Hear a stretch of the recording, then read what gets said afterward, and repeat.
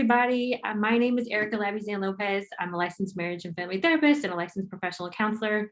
And today I'm here with my counseling intern, Sky Yeater. She is so awesome, guys. She loves working with couples.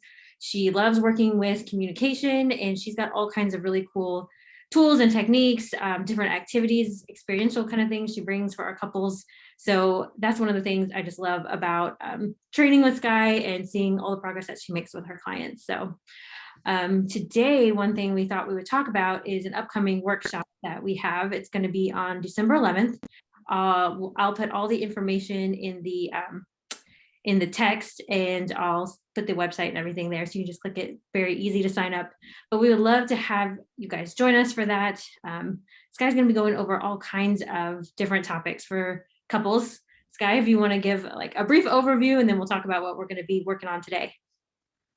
Yeah, so often when couples come in, they're at a stuck point, and a lot of it is one or both people not feeling heard, and a lot of it is about reflection skills, about even being aware that there is a problem, or feeling like you have to exaggerate the problem to even feel heard.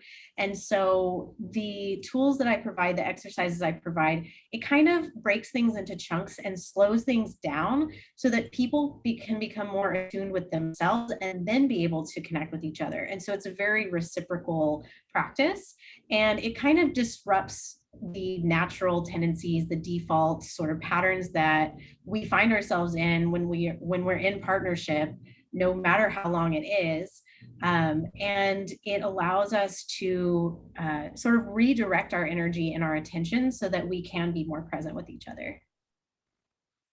Yeah, I love how you said that. And I think that's one thing that I think a lot of couples really struggle with when they first come into therapy is they're already set in their patterns, right? So like things like they start bringing in a topic, they're like, hey, Sky, help us figure this out. And then they just go into a pattern of how they always communicate, like things that they've been doing for years and years and years.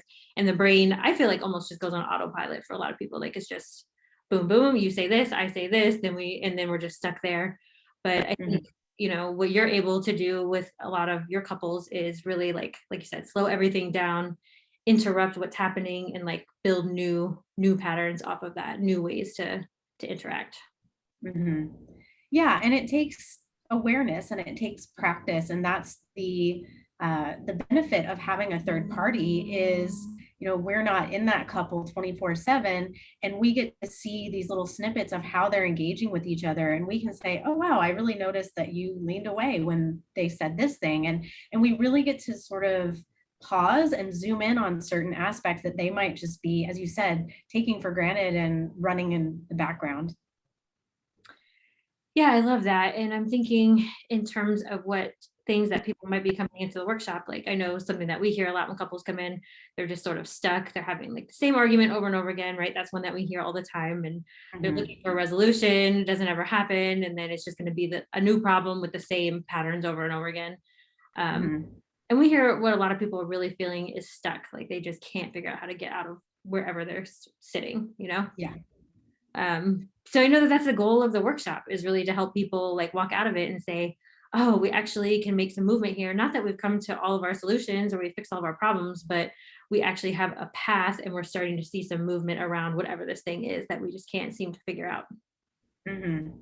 Yeah, and a lot of what I notice as well with these couples, especially couples who have been together for a while, is they tend to fall into those patterns. They tend to take for granted what the other person's needs and expectations are. That we're not mind readers, and sometimes we either expect the other person to read their mind, or we expect that like the other person expects, oh, well, they'll definitely say what they need. And so there can be this mismatch of needs versus needs getting met. And so these practices also help. One of my big passions is to help empower people to express their needs in a healthy way, and empower them to get curious about what the other person is feeling and thinking and needing.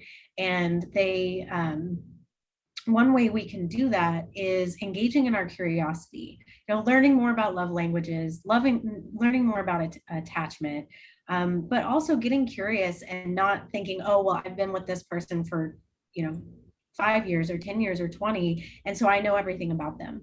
And so one of my favorite exercises are the curiosity ones, where you really just get to engage, and it can be really vulnerable, especially because sometimes the things we're curious are about we haven't asked because it might feel too sensitive. But I try to create a space that invites people to ask from a vulnerable place, and also to set boundaries if that's not something they want to talk about at the time, that they not feel obligated to do that. And so it's a space of both empowering vulnerability and also empowering setting boundaries. And where is the balance between those two things? Yeah, and I feel like that can be really hard for couples to grasp that, right? Especially if they're focusing on solving a problem or working on a skill, or have a particular goal in mind. So I like even reframing this whole idea that we have to figure all of this out by the end of this session, or by next week, or by next month. Like, we may not know all those things at that time, right? But it's not helping us to stay so like straight laced, I guess, or like, with our blinders on just to this one thing. And I think you're so right. Like, I've been with my husband for 18 years. And I think there's still some things where I'm like, I just know everything about you. And then I'm making some assumptions. And what they say about assuming. So, Yeah. and that plays out sometimes in our interactions, where then I've made an assumption about what he's saying or thinking, and I was just totally off, and then caused a whole conflict over like absolutely nothing that was even true, and I think we're all guilty of that sometimes. Yeah. Yeah. I've been with my husband for 15 years now, so I've definitely fallen into those patterns as well. Oh, yeah. And Well, why so don't we oh, go ahead. I was just going to say, I would love to be able to demonstrate for everybody watching the video what one of these activities might look like. I think you're going to cover several different things in the workshop, but I would mhm. love to just a snippet of something. And we haven't practiced this beforehand, y'all. So, this is going to be a genuine game of curiosity. Yeah, so this is a variation on a curiosity game called Google. And the reason it's called Google is because it's kind of a broad search. Rather than asking a really specific question, you get to know about someone's experience or their association with a certain phrase. So you could say, Erica, if I Googled you and um, first day of grad school, what would I find? Oh, boy. Erica and first day of grad school. Well, you would have found a brown haired Erica, someone very busy, someone newly married and feeling like I needed to get everything kind of right and perfect. And like I had all these kind of goals set up and in line. And things looked very different, really, in reality. So I think you would have found a bit of a naive Erica in that circumstance. Hmm. Thank you. And then what you can do is you can double click or zoom in on something that uh, your partner shared. And so what I want to zoom in on is the space between like thinking you needed to have it all figured out, and then it actually not being maybe in line the way you were trying to present it, and maybe how you felt about that. Yeah, so I think for me, I actually went to two different graduate programs. So I started in a PhD program, kind of figured out that wasn't really for me, like the academia side of things, and non-clinical practice. And so there was a transition there into a different graduate program that allowed me to work more with clients. And so um, it was like not an easy transition. There was a bunch of stumbles there, but I think that what I was able to learn from that was something very different from me. So this, I think, is where you're talking about people would become vulnerable, right? As I'm thinking through some of these things from the past. Um, for me, I am a perfectionist and always wanted, high achieving, high goals, right? And when I found out that the PhD program was not really for me, then it felt like a step down to go to a master's program, which may sound silly, and I can understand that, but there was a lot of growth that happened in that, and being able to accept that, like, why do something over here which may have a different feel or may feel more high achieving, when that's not actually going to lead me to what I want to do, which is work with clients. And I don't need to be here to do this. In fact, being here would not allow me to do this. And this is what I'm passionate about doing, even all these years later. So that's even great, right? But yeah, that's kind of what I took from that experience. Thank you.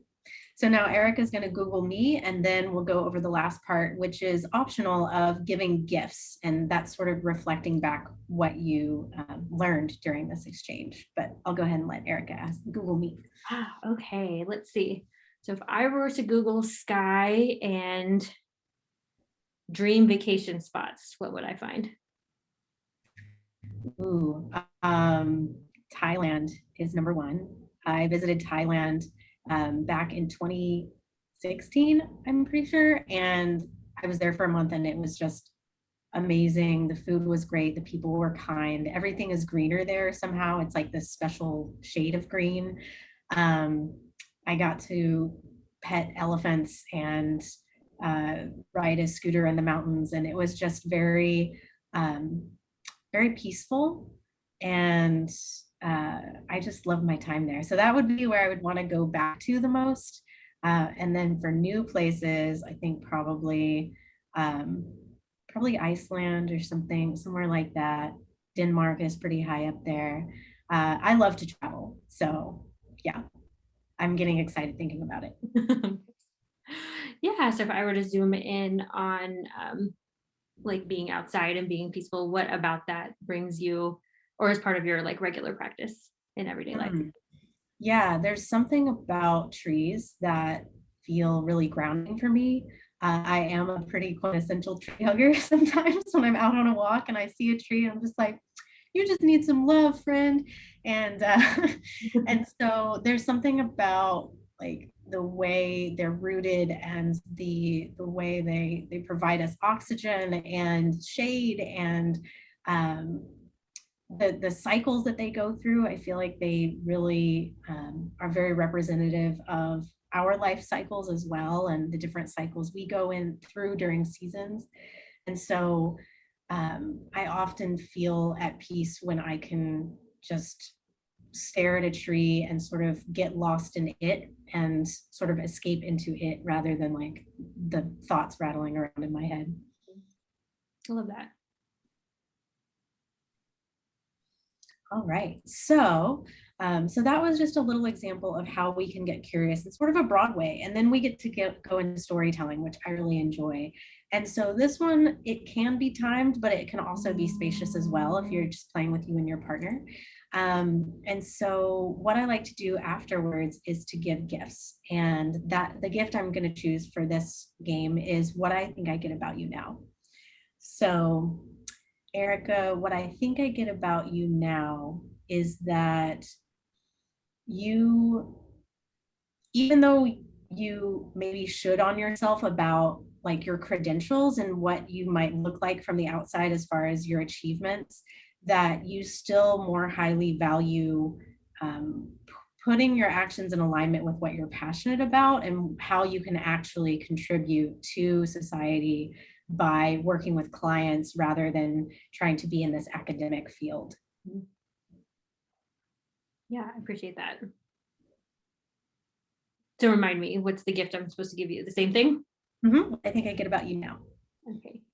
So the thing I get about you now is I think understanding what brings you peace in like some more